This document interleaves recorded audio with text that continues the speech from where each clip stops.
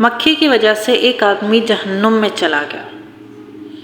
نبی کریم صلی اللہ علیہ وسلم کا ارشاد ہے، ایک آدمی صرف مکھی کی وجہ سے جنت میں چلا گیا اور دوسرا جہنم میں۔ صحابہ نے عرض کیا، یا رسول اللہ وہ کیسے؟ نبی کریم صلی اللہ علیہ وسلم نے فرمایا، دو آدمی ایک قبیلے کے پاس سے گزرے۔ اس قبیلے کا ایک بت تھا جس پر چڑھاوا چڑھائے بغیر کوئی آدمی نہیں گزرتا تھا۔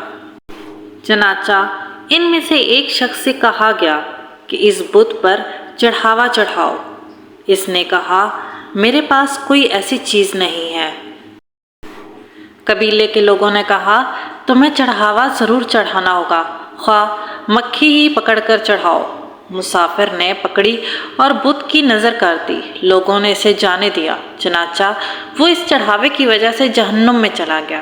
قبیلے کے لوگوں نے دوسرے آدمی سے کہا، تم بھی کوئی چیز بت کی نظر کرو۔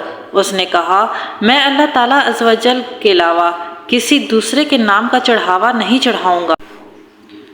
اور لوگوں نے اسے قتل کر دیا اور وہ اس وجہ سے جنت میں چلا گیا۔